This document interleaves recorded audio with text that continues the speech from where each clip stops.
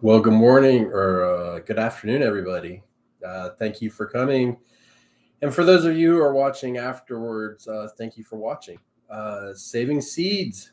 It's a big deal. Um, we are so I didn't get the notification out early enough, so we may be a little bit low today. That's my fault. But hopefully you can hear me okay. Everything's good. Um, does anybody save seeds out there? Let us know in the comments if you would. And I'm going to kind of treat this as if we're going to cover all aspects of, hey, Dave, how's it going? New seed savers, old seed savers, best practices, best way to get started, just across the board. We're going to try and blanket the whole thing today if that works for everybody. I've been saving seeds off and on for probably about 10 years now. There's a lot of different ways to save seeds. I typically consider myself at this point an opportunistic seed saver. What that means is if I see a plant bolting, it looks like it meets my requirements that we'll go over here in a few minutes, then I, you know, I'm willing to save that seed.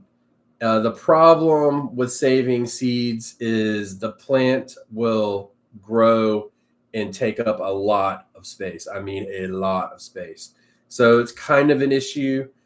Just be aware of that as you get going. Now, not all plants are like that, but if you're doing something like a brassica or something, lettuce, spinach, all those seeds, those can be very difficult, and meaning they just take a lot of time and a lot of space. Conversely, in the summertime, it's not that big a deal. You can grab a tomato and save the seed.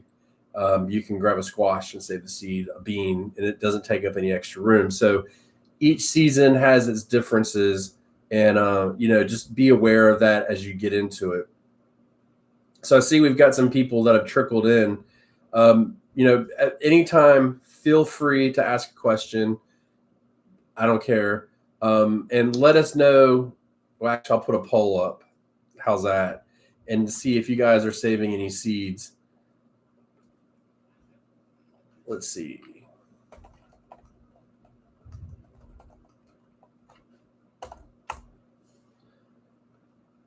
So there's a poll up there. Just, at your leisurely, answer it when you want. And we'll see, if you guys are saving seeds or not. I think it's easier than just a bunch of yes, no's.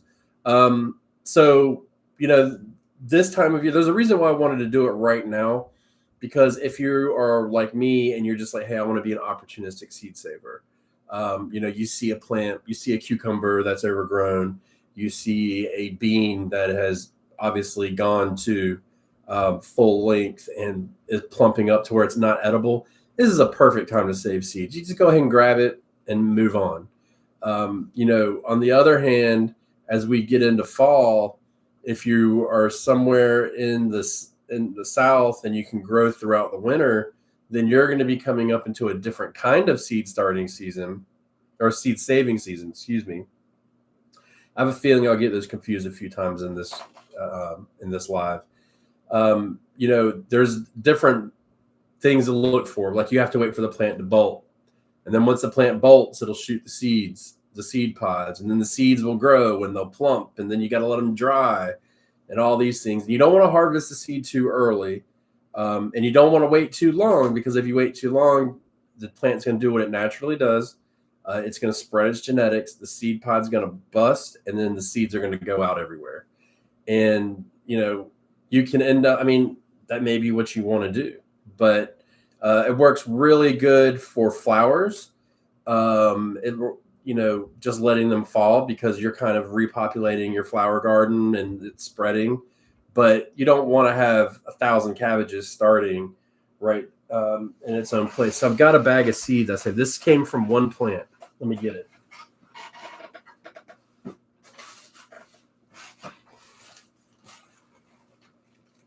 These seeds came from one collard plant. So that's what you get off of one collard plant. You can see that. That's a lot of seeds. So you don't need to have a whole lot of plants go to seed. You just really need to have one plant produce, and then that's what you get. So being that we are in the seed selling business now, I mean, this is a lot of seeds. This goes a long way. So, be aware of that. You don't have to let every single plant go to seed and say, oh, I want to save this broccoli. Let me just let it all go. You don't really need that. You need one, maybe two plants. There are some plants that I find aren't worth starting seeds for. For instance, I said starting again. Anytime I say starting, just replace it with save. Radishes, for example. I let radishes go to seed one year, and I got like 15 radishes, and I let the radish grow for 3 months. We know it's a 21-ish, 30-day harvest window for those. So not really worth the time or the space that it took up. And it didn't get overly big, but it just did not have a lot of seeds in it. I mean, it could have been the variety, I don't know, but I didn't think it was worth it. So you don't want to just take any plant either. So bolting comes into a period where a number of things happen, and bolting is related to stress, right? So let's say you've got a small lettuce plant that's bolting and going to seed, and the plant never really grew that big or anything like that. You don't really want to save that seed. This is how we get. A lot of people say like corn is genetically modified. Everything you eat is genetically modified. Well, that's not exactly true. It's based off of the seed saving practices and what we've got, where they pick the best corn with the best traits, saved the seed, grew it year after year, pollinated it with other ones, and then you get what you get. So if I grew this, these are Georgia collards. If I grew this next year, save the seed for. These are 2 years old. So if I do this one more year and I save the seed from that plant, then after 3 years, you have a totally new strain. I think it's 3 years, it may be 5 years. You have a totally new genetics of collards. So my whole thought process was it would be great to save some of my seeds and then pass my genetics on to my son so he could grow them in his garden growing up. So, I've got 1, maybe 2 more years left of these if I wanted to. I don't really care to, but if I wanted to, I could. Now, because I am an opportunistic seed saver and I don't really aim to save the seeds, it doesn't really work out well for me in that manner. But that is something that you can do. It's a fun little thing you can do. It's a story that you can tell, your kids can tell in the future, all that stuff. But back to the main point of it, you want to pick the biggest and the healthiest plant. And so what that does is that ensures that you're carrying on good genetics going forward. We've done it in human history for many, many years. Some of it's the dark side of our history, but we would, try to pass on our genetics and, the best of the best of the best. And to the point now where they're basically genetically modifying humans to a certain extent. It's a little bit dark, so we'll keep it light, but that is something that is occurring in our world now. So we want to keep the best of the best, and you want to, if we start at this time of year, which is like fall and spring crops, cool season crops, those plants will grow. A kale plant will be about this bushy, and then it'll end up getting 3, 4, doubling in size almost, and shooting up like that. So. And then it shoots up where your kale plant will be, 2 feet tall. It'll end up being 5 feet tall. So, you create this barrier in your garden that you've got to get around for, you've got to get around that barrier as far as like planting and stuff like that. It can really, really, really clog up your garden in a bad way, because by the time I'm harvesting my broccoli, if I'm leaving them to seed, I still have another 1 to 2 months to let those seeds go. Now, that's where my greenhouse comes in, because I get a lot of premature bolting in there. Perfect for saving seeds. It doesn't take up any space. I'm not planting afterwards. I've saved mustard seeds out of there. I saved a lot of mustard seeds. These collards came out of my actual garden. And then there's also a thing to be said. If you're saving seeds and your goal is to save seeds, you should probably think about expanding your garden to some extent. I like to say about 25%, depending on how much seed you want to save. And that'll give you time, give you space to let things grow, to continue to plant this, that, and the other. That being said, there's a common thread in the world today of I have to do it now. I have to do it right now. Well, I don't really like that. I can save this seed this year. I still have a pack of seeds of something else. Let's say mustard. I save that seed the next year. Now I've got 2 seeds. You go into the summer and you save a couple seeds and you do it back and forth. And you can really start to build your collection rather quickly without clogging up your garden. And you're kind of testing the waters. Let me go through some of these questions. I see some good questions popping up. First of all, hey, Jeff. Hey, Metalhead. Hey, Connie. Hey, Dave. Hey, 54 Cal. Hey, William. And hey, Kyle. That's all I got on my screen right now. If I missed anybody, I apologize. Plant poor seeds, genetic wise. Yeah, if you plant bad seeds, you're going to get bad genetics. So you want to continue on with the best genetics. I see one. So Kyle wants to know, does vacuum sealing seeds prolong the viability of seeds? We'll get into the storage aspect of it, but it can. I don't think it's very necessary. When we sell our seeds, we do them in the little Ziploc baggies. I like those because you can seal them up, keep the moisture out, this, that, and the other.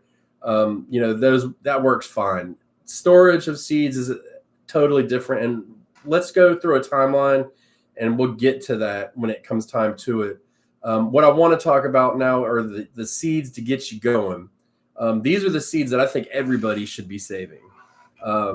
Peas, beans, cucumbers, peppers, squashes, marigolds for flowers, zinnias for flowers. Really easy to save. Nice big seeds that you don't have an issue with. They don't really take up a lot of room. If you're saving flower seeds and you let the flowers, they obviously, you can't see a nice pretty flower and say, okay, I want that seed cut. You got to let that flower grow and basically die on the plant, which we know if we don't deadhead, then it kind of limits the amount of blooms we have. Not a big deal, but you can, definitely a good one to save for some of the flowers. Melons are really good, nice, big, juicy seeds. And you can see just by going through that list right there, you're harvesting the tomato anyways, you can save the seed. You're harvesting the squash anyways, you can save the seed. The melons, the cucumbers, let a couple beans go too long. Let a couple peas. You're going to have beans and peas go too long. End of story. It's just going to happen. So you basically, within that period, you have your whole summer garden. You're going to have okra that goes too big. That's going to be, too woody and you can't eat. Well, that's when you save the seeds. So you're going to easily replenish. It's really this time of year in the cool season that is a headache. Letting those plants grow big and large does take up a lot of space. So you get the seeds, you get all the seed pods, they're all on the plant. What you do, once they start to dry, clip it, put it, hang it, whatever, stick them in a paper bag, whatever you want to do. They'll pop open. You'll save the seeds. You'll have them for next year. And it's really, really simple. It's the patience aspect of it, right? You can't take green tomatoes, stuff like that. Tomatoes are a little bit different. A lot of people like to soak them in water to get the membrane off of them and then let the mold build over, kind of like a fermentation process. Absolutely, you can do that. I've even had luck not doing that. So you can do either one. I typically do end up, what you do is you take the tomato, scoop the seeds out, put it in I have little plastic cups that I just reuse each year. Put them in there, fill it with water. When the mold grows on top, you strain it out, and then you just run your fingers over it. The membrane comes off. Boom, you got tomato seeds. You let them dry on a paper towel, and you just cannot put them up wet. Okay, so that brings us we'll get into the storage part now. Storage for seeds, they got to be dry. End of subject. In the store, they got to be dry. So, I have my seed starting shelf over here, and I didn't save a lot of seeds this year because I just didn't have a lot of seeds I wanted to save.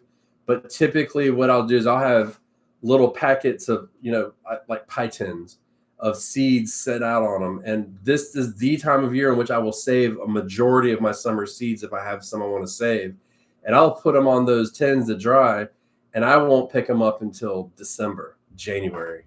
As I start using my seed starting shelf, that's when I will start doing that. And you can do that and, ensure that they're nice and dry. Otherwise, they'll get moldy. You could get pre-germination, stuff like that.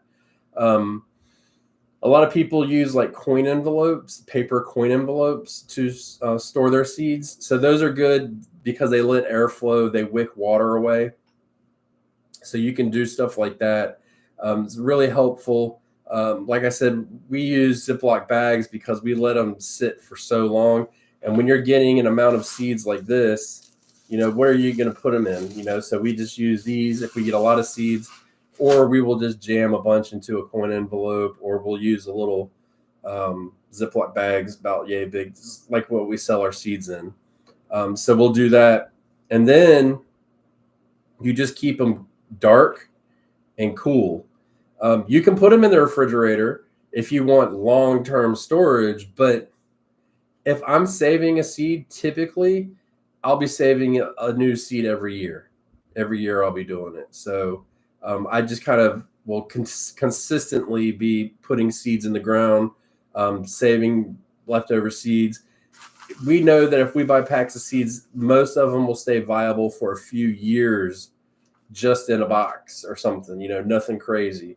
And as far as keeping them cool, don't put them on your refrigerator. It lets off heat. Don't keep them next to the stove. Don't put them next to a light bulb or anything like that. I keep them in here under a table. There's no real added heat to it. And I have seeds that last 4 to 5 years pretty easy. Not all seeds are viable that long, but the majority of them are viable for a while. Hey, Twisted Pixie. Yeah, see, Urban Garden, you don't have to ferment them. It's not a big deal. You can just rinse them and dry them. Now, one thing I do is I take my seeds. If I've saved a bunch of seeds, like when I saved these collard seeds, I took and I put, 100. I mean, there's plenty of seeds there, but if I save like a melon, I'd take 10 seeds, lay them out on a paper towel, keep it wet to germinate so that I could try and figure out a germination rate. I know it's not exactly accurate, but if I get 3 out of 10, then I know I've got a 30% germination rate. And what that tells me is when I go to start my seeds the next year, I need to overseed a little bit. I need to put a little bit extra in each hole. And typically I'll do that anyways, just because why not? You're getting so many seeds, it's almost ridiculous. So you have the seeds to do that. And if you're planting that seed again, then you definitely can, save that seed from the next year's plant. Now, here's the key. If you are growing a plant to save the seed, how far apart do you keep the plants from each other, right? That's what everybody wants to know. Cross-pollination is a real thing, and that's one reason why originally when we started selling seeds through the podcast, we had talked about like saving seeds and selling them. But what I've come to realize and tried to be very careful and cognizant of is cross-pollination is very tricky and you don't really see it happening. So what we do is we source our seeds out just from a verified place that doesn't have these issues. Whereas if I have a cabbage and a brassica planted close to each other, too close, and they go to seed, then they can cross-pollinate, and then you get some kind of weird hybrid. Could be a very fun experiment. I had a seed a couple of years ago. I may have a couple more floating around where a gentleman that I know created a pepper. He cross-pollinated a serrano and a purple Apache pepper, and he did it year after year after year and made his own pepper. So that's absolutely something you can do if that's something you're into. Especially with peppers, it's cool because it had like an apple flavor, and then he had crossed it with serrano because he wanted a certain type of heat to go into it. So you could do stuff like that. But anything that's open pollinated, meaning the wind blows it, needs to be further apart. I mean, I've seen stuff like miles apart. You know what I mean? And that's why I go back to where it's like, hey, save one seed at a time, because I don't have to worry about this being cross-pollinated, because when I decided to save this collard seed, I cut everything else out. There was nothing for it to cross-pollinate with. There was nothing going at that time that was pollinating that I could cross-pollinate with from my yard, from my garden. There could be somebody else somewhere else, but from my garden, it wasn't an issue. And the way my property's set up, I have a good buffer zone around anybody else. And there are people that grow around me. So corn is, I can't remember all the different distances. Peppers and tomatoes can be fairly close, to the tune of like opposite sides of the bed. You could have them. It's another reason why I don't just monocrop, but I'll put all of the same peppers in the same row.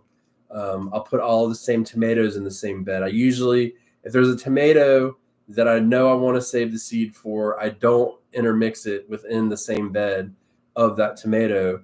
And then on top of that, what I'll do is if I have multiple beds of tomatoes, I'll spread those tomatoes out. Beans typically is not an issue because, beans and melons and peas, because you're not really doing multiple varieties on a grand scale of those. And if you are, let's say I've got two kinds of melons growing together, and I know I want to save seed from melon A, and melon A produces a fruit first. Then once that fruit starts going, that flower is gone, I don't have to worry about cross-pollinated. So if it's the first fruit from both vines, both plants, then I'm good to go. I don't really have to worry about that. And I mean, how many people have eaten a watermelon? How many seeds are in there? So there's plenty of seeds for you to go around. So be careful of the distances you have them set up for. Oh, metalhead. Blackout foam cases and keep them in the root cellar, and then little vials. That's good. You're keeping the light out. My first seed saving container was a Tupperware container wrapped in duct tape. That was all it was. So you can make something like that. You don't have to buy anything. Okay, so Dave is asking how you capture the seeds. They sell jewelry bags, or what they're called, and I don't know. Let me see if I've got some. Give me 1 second. Yep, I got one right here. So they sell these, and I use hot pink so I can identify them. And so what we do is, as soon as we see a seed that is, a plant or a flower that we want to save and we want to isolate it, we take this. I've got some seed stuff in there. What is this from? I think this is from that radish. We'll take it and you slide it over the plant, and then and that keeps everything out of it. So you can get like 100 of these. They may actually be in the Amazon list for the channel, but you can put these on them, and there'll be some gardeners, you'll see those floating around everywhere, all through their garden. And that's what they're doing. They're saving seeds, they're eliminating cross-pollinating and all that. This isn't saving seeds on a grand scale though. This is like, hey, I like this jalapeno. Let me save the seed. I don't want to get cross-pollinated. Boom, you get the fruit in there. You let the fruit ripen to absolute ripeness, and then you pull it off and you save the seed. So that's what those are for. Yep, so labeling seeds is a big issue, and that's what this is for. Post-it notes. When I take that pie, the reason why I use pie tins, because I can put a lot of I can put a lot of seeds in there, spread them out, and then I write the name of the plant on there, and I put it right in the pie tin. Plenty of space, no issue. I mean, here's the thing with all of this is I'm very low tech. You don't need a lot of crazy shit to do it. You just need basic stuff, piece of paper, a pen, and you just label it right away, give it the space, and you put it in there. And so you can go to like the Dollar Tree and get a stack of tins. I don't know what they sell them for now. They're probably not very cheap. You can use paper plates. You can, so many different things. And the thing is like, oh, it's wasteful. Well, I just save the paper plates and use them year after year after year. And if they're plastic, we want to use less plastic, but I save those each year too. I've got some pie tins under here that are 10 years old that I've done from the beginning. Same with the plastic cups I use to like ferment the seeds, even dry some seeds. I'll use those. They're 10 years old. So, it's not a big deal. You have to keep up with it, and finding places to store that kind of stuff is kind of a pain, but it's just part of what we do as gardeners. That's just what we do. Dan Lowe, how dare you be late?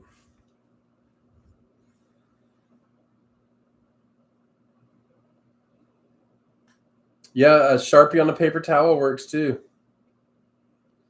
Yeah, and if you don't know what it is and you put a question mark, it could be a fun experiment. I mean, let's be straight. But you also, you'll get to where over time you'll be able to identify what different seeds are. Like I can look at a cucumber seed and tell it apart from a melon seed, seeds and tell it apart from a radish seed. You do like collards, mustards, broccolis, cauliflower, and I did say collards, and turnips, rutabagas. They all look very similar. So you better label those right, or you're absolutely going to mess them up. But yeah, so give it space, let the plant grow to its full maturity. Let the seeds, if they grow in seed pods on the plant, let them start to dry, and then you save them, dry them. And if you get them and the thumbnail was, I think it was a mustard, but the seed pods that are on the thumbnail, you see those will start to dry. When they get crispy, I just get like, I take my wagon and I'll sit down and I'll rub them in my hands like this and break them apart. Okay. And so what happens is the seeds come out, but also, when you do this, the shell of the seed will fall down as well. And so what I do is I set a fan up, and I'll just do this, and then the fan will blow away all that other stuff, but the seed is heavier, so it'll drop. And then I transfer all the seeds, everything that's left, into like a metal bowl. You can, any kind of bowl, Tupperware, anything like that. And then I just kind of, I don't know, you kind of toss it in there a little bit and blow. Every time it comes up, you blow, and that stuff will shoot out of it. All that shucking and shelling and stuff will come out of it, and you'll end up with a fairly clean bag of seeds like that. I mean, you can see we've got some stuff in there, but it's absolutely nothing like it was to start off with. And that's really how you do it. I've tried to save carrot seed before. It didn't work out well for me.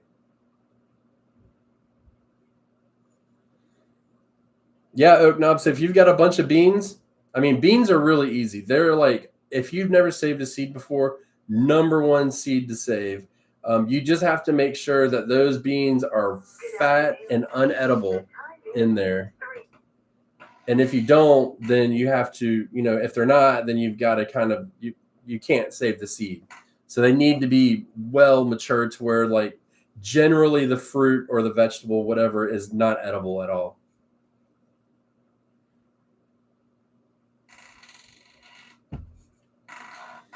So is there any questions about saving seeds at all? Because a lot of times I'll go through like that part, and then whatever questions you guys have will really bring it out. I'm going to scroll back up and see if I missed anything.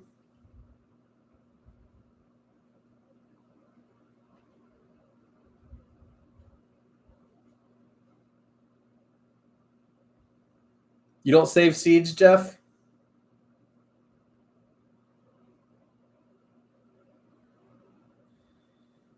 Yeah, Brian, the whole thing about gardening, and there's a video coming out Saturday where I talked about this. I gotta make sure I wasn't too preachy. The gardening community is preyed upon heavily by marketing, and the thing I like about it is you just don't need a lot. You can get by with so many different things. I mean, if you've got a small amount of seeds, you can use a large post-it note and set it on there, fold the edges up, and you've got a container for it. It's not a big deal. I came across the other day something where it's like a tutorial to make your own seed envelopes where you folded paper. We've got a link in the Amazon list for the coin envelopes. It's like 1,000 coin envelopes for like $5. You know, you'll never run out of that. As a matter of fact, you'll want to put your seeds in something else before you run out of that. And just make sure you're labeling the year too. So, for instance, these Georgia collards, 2022. That's all you got to do. And then you know how old that seed is.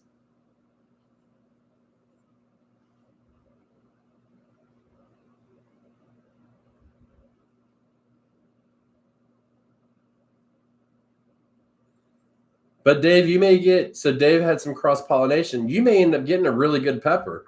Just remember what two peppers were grown next to each other. And I mean, you may get something really good.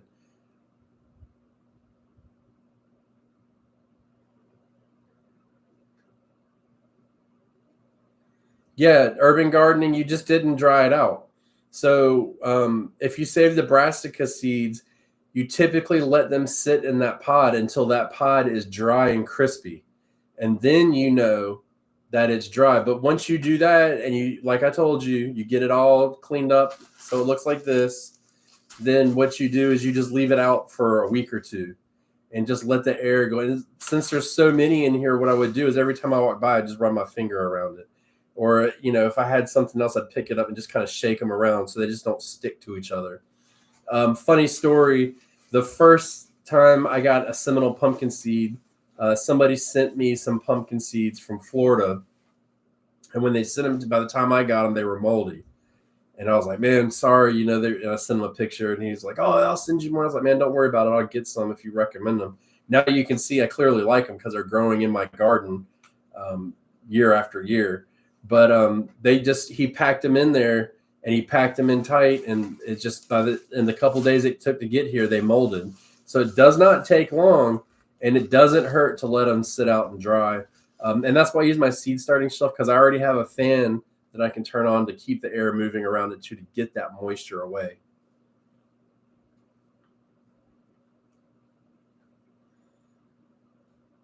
As far as the okra, just let that okra pod sit out there and get just dry and crispy, and just sit there and just watch it. And when it gets to it where it's like brown, that's when you take it and then just let it dry again. Seed saving is a process. It's an easy process once you get the seed, but it's a long process. You've got to give it time.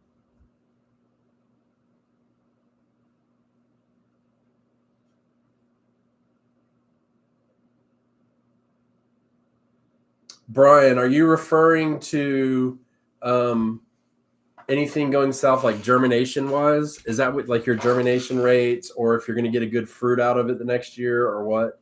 Is that what you're referring to?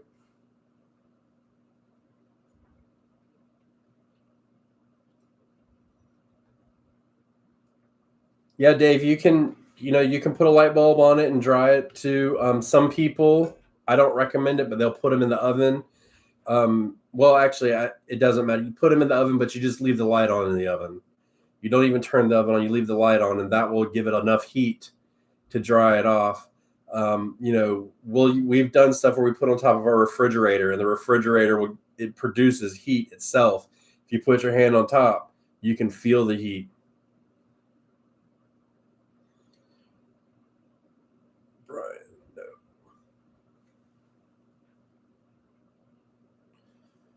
When you harvest the seeds, the only thing to know that you've messed up is if you haven't let that fruit really grow to full. If the plant's not big enough or the fruit the plant didn't produce, was sickly, anything like that, wasn't a healthy plant, or if the fruit itself wasn't dry enough. Those are the only real ways to tell. Typically speaking, though, nature's got this. You know what I mean?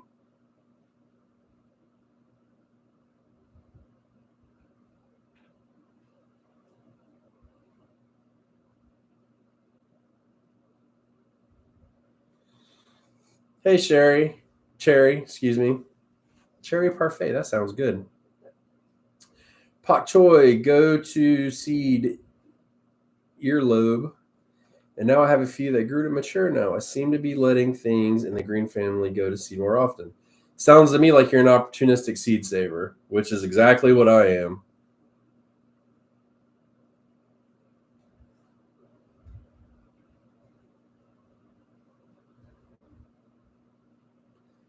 Yeah, the heat mats, oak knob may be very hot.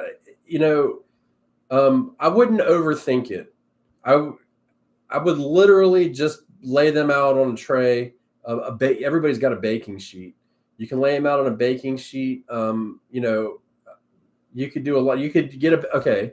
You could get a baking sheet, get some sticks out of your yard, cut them to length, make grids, lay your seeds in there, and just let them sit out. I mean, the problem with trying to add heat is you could kind of cook the seed a little bit, because what do we know about the viability of the seed? We need to keep it cool, right? Well, in the process of drying it, if we heat it, we could be lowering the viability of that seed. So room temperature, our houses are great for stuff like this because it is a nice, cool, dry environment. We have air conditionings running that take the humidity out of the air, and then you let it go into the winter, you have less humidity. So overall, I would not put it on a heat mat. And if you put this on a mesh 10 by 20 tray, you lift up that tray, you're not going to have anything on it.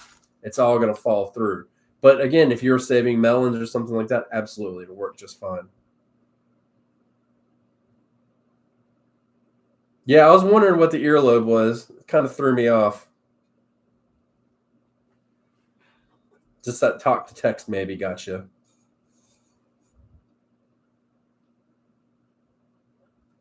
All right. Kyle, how should I put this?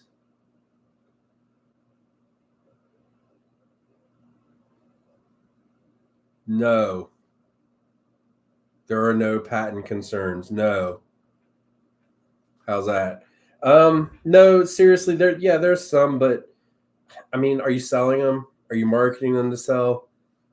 Like, I mean, the way I look at it is if I grew it, come get me. You know what I mean? Like I bought it from you. I grew it. If I want to save the seed, I'm going to save the seed. I think the problem comes in is when you go to sell it. What is that rose? It's really common now. I know somebody who propagated a knockout rose, and they actually got contacted by the developers of it and said, hey, you can't do this. We obviously know like GMO seeds and stuff like that, you can't save the seed from. And up until recently, we couldn't get GMO seeds, but now that's kind of gone out the window. So yeah, there is patent issues, but if you're growing heirlooms, nothing. Hold on, stop. I'm glad you asked that, because I didn't even get into the heirloom and hybrid seed saving. And I apologize. If people turn it off in the future, that's their problem. Heirlooms are always safe to save seeds from, meaning they will always produce what they came from. Hybrids, not so much. It's very common for a hybrid to revert back to one of the parent plants, and or they could be sterile. So that is an issue too. If you want to like save seeds, you need to be growing heirlooms. But if you're like just kind of messing around, playing around, like go ahead, do whatever you want. But just be aware that if you buy a hybrid seed, and you save that seed, it could very well revert back to its parent plant. And that's just how it is. And it also may not. And it depends how many generations old that seed is, because eventually what happens is the new genetics will, and this is a very elementary way of talking about this. I understand if there's anybody, I know there's a couple people that follow that are like geneticists or whatever, just deal with the way I'm talking about it. The genetics will take over of the new seed eventually over many years. Remember, it's like 3 or 5 years where these would become my own genetics.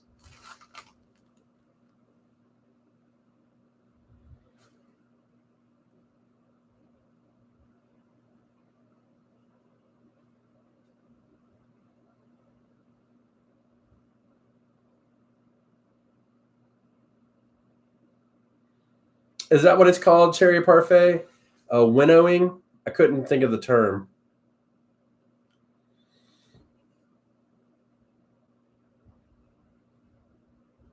That's a good move, Kyle. Be prepared for a lot of questions. We tried to do that here, and what I found were the people that were that couldn't afford food couldn't grow food either. They weren't interested in it. So that was kind of an issue that we had. But if you grow one tomato plant, you'd be surprised how much I mean, we all know how much you can get off one plant. So it makes a big difference. Good for you, Kyle. Good for you. Yeah, I wanted to do in my area, I wanted to start a community garden. And I talked to somebody with the state. And what they said was the community gardens, they keep making them here and they keep failing because people love the idea of a community garden, but when it comes down to it, they didn't want to take care of it. And what he kind of said to me in not so many words was, if they wanted to grow a garden, they would have gone somewhere, or they would live somewhere where they could grow a garden. And so we kind of backed off of the idea, and financially it just wasn't feasible for us to do. But that was kind of what I was told, and said is like people would start out really strong. And I mean, we know how it is. People start out in the spring, everything looks good, and then you just let it go to hell. But the problem was like the weeds and stuff would just take over the entire community garden. So in our area, they actually stopped doing community gardens because of that. But I agree with Kyle. I think anything helps. And if you can get one person to grow food, you're making a change because that person will get somebody else and then it'll grow. There's a real problem with food deserts in our country, and this is the way to solve that. And typically speaking, if you have a food pantry, you are around a food desert, typically speaking. So that's just kind of how it works. So it works out well, but it is hard to get people to grow. I mean, I think you just got to have that ingrained passion. You know what I mean?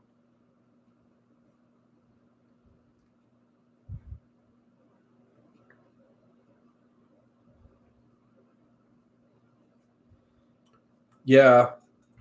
We had a church here that we were going to do a garden with, but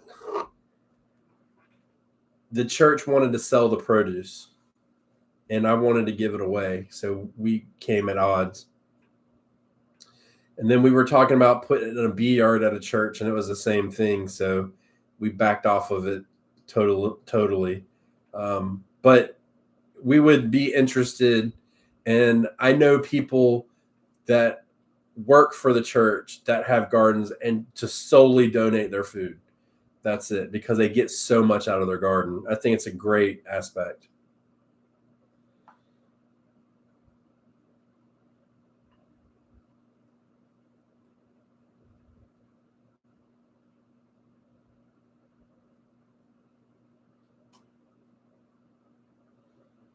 Yeah, I bet the water bill can be high. I don't know. You could always dig a well. If you're interested in digging a well, look up a sand point well. Sand point well. I do not have one, but look it up.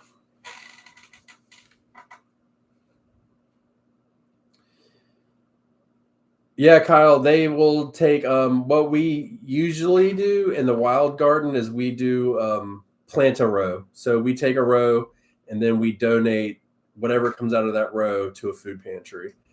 We did not do that this year because the outcome of the wild garden, but hopefully next year we can change that. Hopefully. We'll be starting that up not soon, but as it gets cooler, we will start that project. I'm not looking forward to it though. Really, it's more work than I want to do. So is there any questions about seed saving? Oh, I forgot there was a poll. Let's end the poll. There you go. 85% of you save seeds. That's awesome. Good for you guys.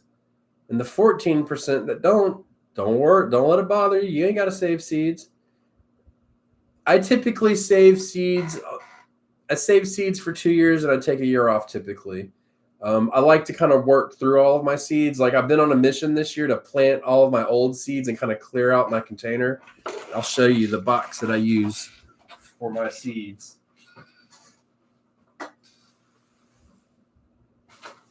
I got a little fancy one year or last year. And so I got this off Etsy. But I mean, this is all you need. It's dark. As a matter of fact, I leave it open most of the time, but you can see everything in it. And I've even got, let's see if I can find some seeds that I've saved. Here's some snow peas. And this amount of seeds was like 10% of it. They're just stuff like towards the end of the season of the snow pea season. I was just pulling them, and this is really all I want. This is more than I'll ever use. And like I said, I bought a different pea because I got tired of growing this variety. So let's see, what else have I got here? I know I've got some. Yeah, here's my radish seeds. I don't know. Y'all probably can't see in there. That's all I got off of like 6 radishes, which seems pretty good, but when you think about it, that's one plant. You know what I mean? Like it doesn't add up. I've been really trying to go through my seeds, so I'm kind of struggling. What else have we got? There's some purple beans. I don't call them purple green beans anymore because it doesn't make any sense. So we got purple beans. And again, these are just ones that were just left over. Cayenne peppers. So you can tell that these are the coin envelopes I was telling you about. You can you? Yeah, they've got the adhesive that you can lick and stick them. I got Jimmy Nordella peppers. These are old.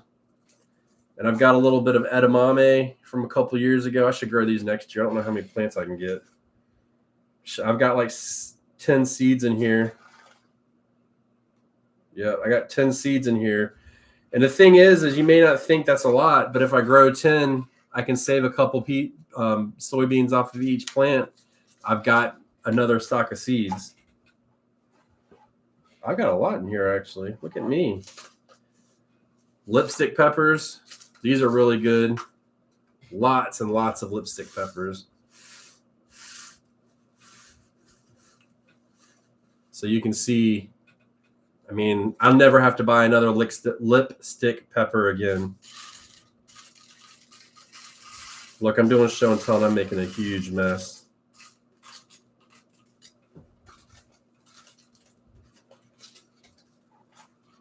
Okra. What else? I'll look at your questions in a second. Now that I've got this in my mind, that's all I got.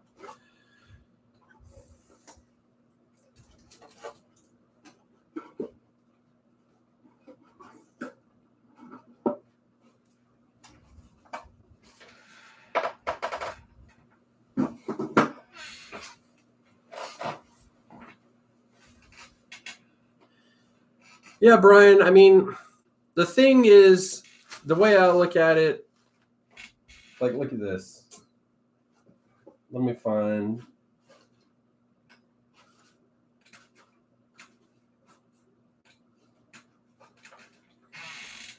Some bush beans, right? So you can save these. I mean, you can give them to people, but it's not a make it or break it situation. What I would be more worried about, and I think if you really want to help people, I think a great way to do it is to actually grow the plant to get them started. And then you kind of got to let people get into seed starting themselves. We can't force them into it because there is a lot more to it, and it comes with a financial cost. Um, so just think about that. You want to give them tomato seeds, give them some tomato plants. Hey, Crooked Peach.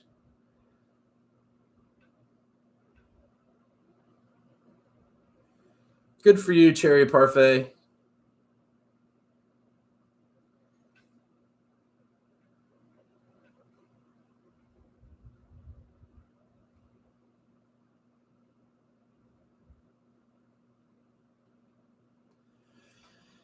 Yeah, anytime you give somebody plants, like this year, I got in my area, I got 5 people started gardening by giving them plants. And, I'd walk by and check on them and or go to their house and see what they were growing, answer any questions they had. And I mean, they were doing great. So I think a lot of people don't understand, like, especially when you talk about what a new gardener is going to grow, which are tomatoes, peppers, stuff like that. Um, you know, it's an 8-week pregame before the game starts. You know what I mean? So that's kind of it. Now I've got pepper seeds everywhere.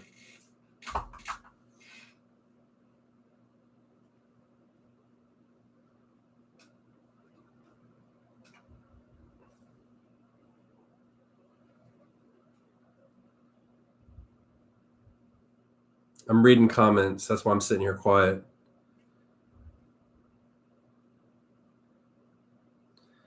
Kyle, I always have extras, and that's why I started selling seedlings, is because I just always had extras. So I just said, well, might as well go into it. But yeah, you start. A lot of people use 6-pack cells and only plant like 3 plants. What are you gonna do with the other plants? How many of you? And you don't have to answer this, but how many of you have started seeds, grown the seedling, planted your garden, and then the other ones that sat outside and died?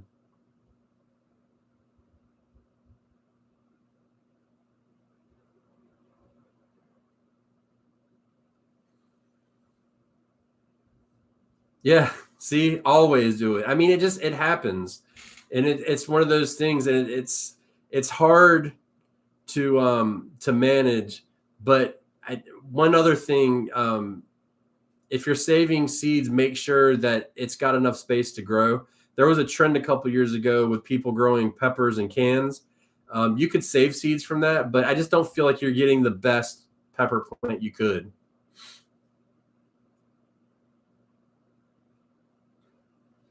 Danlo, I think mine bolted. I think it's just too hot and it bolted. I've got to go out and reseed. There's a lot of time wasted, but that's the name of the game for fall for me. It's not the first time it's happened. At least I didn't buy the plants.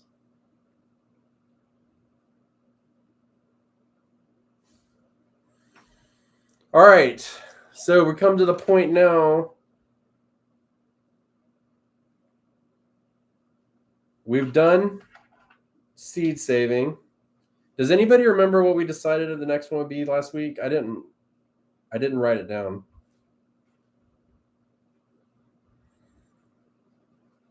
Let me know in the comments while I try and get my pen to work, which clearly it doesn't want to do. Only time I wish I smoked still is if I had a lighter in my pocket.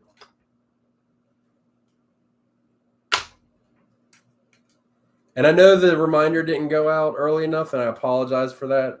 I've been really busy. So we've got overwintering plants, cover crops, and planting a garden. Cover crops was, I think that's what it was, Jeff. Thank you. So next week we'll talk about cover crops.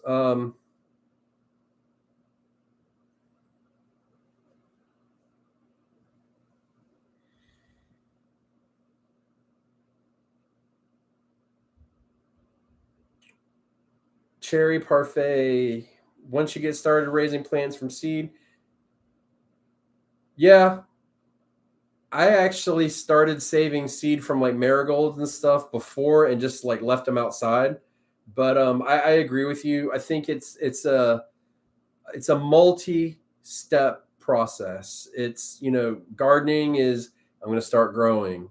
And then eventually, if you stay in it long enough, I'm going to start growing something from seed.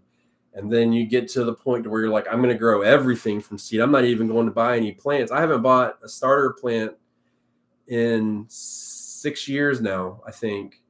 Actually, I did last year because I had COVID when I was supposed to plant and I missed it. So, or the year before. But other than that, it's been like 6 years since I bought a starter plant. And then you get into where like, hey, I like this plant. Let me save the seed. And it just kind of goes from there. Like I said, you get so many seeds when you buy them. I don't feel the need to save every single seed and clog up all my time with that. I don't overwinter peppers, Crooked Peach. I'm not interested in it. I'll talk about it because I do overwinter my bonsai trees, and it's directly the same thing, my tropicals. But I don't overwinter peppers at all. I'm not interested at all in overwintering peppers. I wish I had a penny for every time somebody tried to convince me otherwise. Dan Lowe wants to know, what is the time to start onions from seed, and do I do it outside like garlic or start inside and transplant in late winter?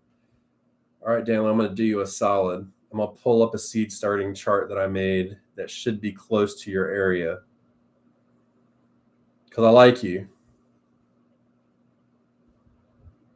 If you guys want a seed starting chart, you can email me and I will make one for you. They do cost though, but let's see here.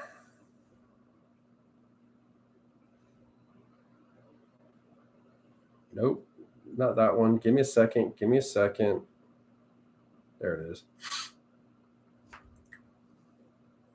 I know Dan Lowe lives in Washington.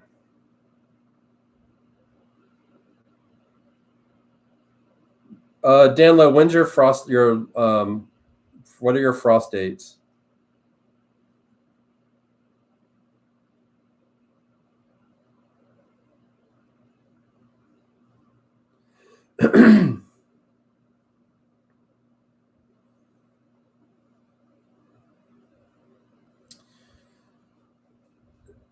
Dan Lowe, December and January, start your onion seeds inside. Always start onion seeds inside.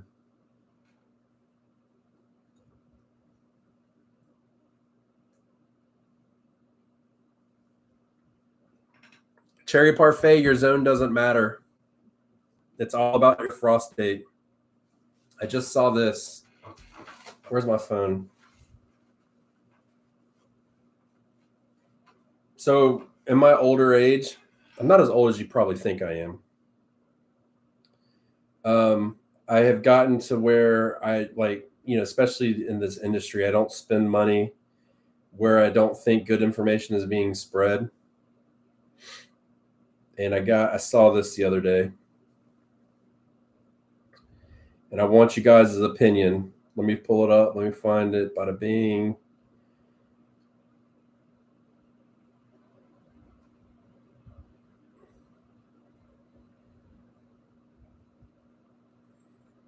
Kyle, you're not taking away anything from me, man. Go for it. I recommend people search out in their own areas. The best thing I can do is do the math based on your zip code and your frost dates. That's the best thing I can do. If you've got someone in your area that will tell you, you should absolutely do that. You should not be focusing, but there's a lot of people that do. Come on, why is my internet being slow?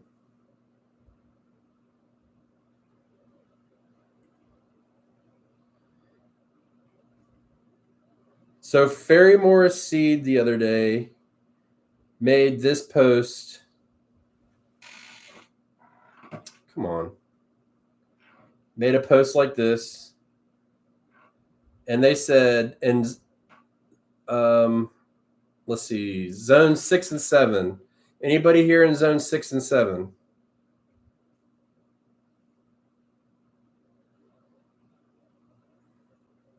I'm just going to read while people answer. Zone 6 and 7, you should be starting from seed arugula, beets, collards, kale, lettuce, mustard, peas, turnips, and radishes right now. This was 3 days ago. Then you come in zones 8 through 10. Okay, big section. 8 through 10. You should be starting beans, beets, Swiss chard, cabbages, chives, carrots, broccoli, onions, peas, spinach, kale, and turnip. That is garbage. That is not true. That is wrong. Zones don't matter. And so I said, I did my thing, and I said to them, you need to do frost dates, not zones. Because frost dates are what matters. The zones are perennial zone maps for flowers. End of story. It has absolutely nothing to do with what you're doing. And to try and lump everything that we're growing into a zone map is absolutely ridiculous. On that post that they posted, the only thing I can plant now is turnips, and that's it. Nothing else. I did plant spinach the other day. So other than that, there's really nothing else that I can plant outside in my zone, but they've lumped me in with zone 8 and 10. 10 doesn't even hardly get freezing. It's a totally different world. Zones don't muddy the waters of understanding. Zones are not created for vegetables. That's all there is to it. I hate zones. Everybody's always asking me what zone I'm in, and I always say coastal North Carolina. Done. So yeah. So I don't buy Ferrymore seeds anymore because they continuously do that over and over. And I see these people on Instagram going, they're like, great, I can do this. And it's going to fail. And I feel bad for them. And there's nothing you can do. I mean, what am I supposed to do? Go out there and be like, no, don't do that. Don't do that. Because essentially what I'm doing is saying, it's too late. You can't plant your garden now. You waited too long because you listened to these fools. It's frustrating. I hate it. Sorry. Zones are a touchy subject for me. They set me off.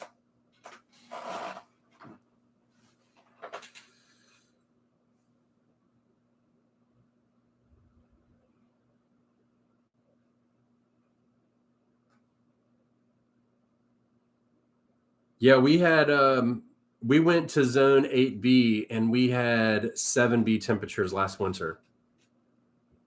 But they're also an average of multiple years, so just statistics is what it is. Brian, that's why I'm here, because if I sit here on this platform and Batavia and I do it on the Backyard Gardens podcast and we talk about it, it will spread eventually. And we're going to keep spreading it because you can't lump everything by zone. I've got seed starting charts for every state that I've made in this country.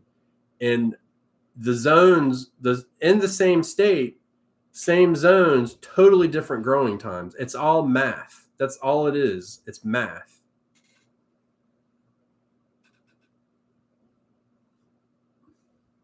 Hey, Desiree, you've been lurking in the shadows. See, it's just wrong. It's false.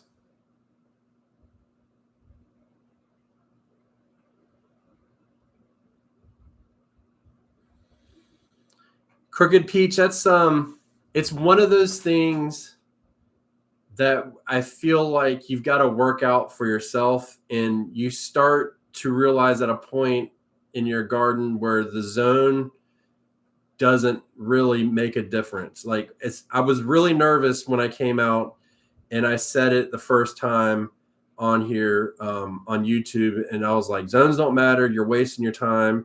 And the amount of people were like, yeah. And then, some people were clearly like, you're stupid. You don't know what you're talking about. And I'm like, okay, go ahead. Because what I do know is in this seed box, there is not a single seed in here that says don't plant in this zone. There is not a seed in here. There is not a vegetable seed made that tells you don't plant in a certain zone. Why is that? But you look at flower seeds and it's all over the place. Well, good. Keep it up. Keep telling everybody. All right, everybody. Now that I've gone on my little rant and showed my ass, we're going to call it a day.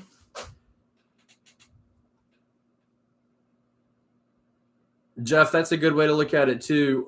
Jeff's taking it to another level, which I typically agree with, is once you know how your winters are, because that's what we're worried about.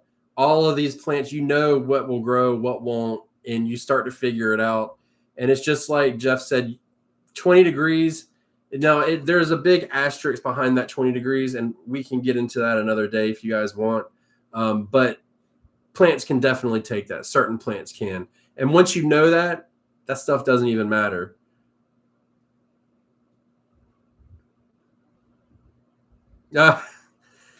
Well, thank you, Desiree, for hopping on the phone. Yeah, I wish you could comment on the TV.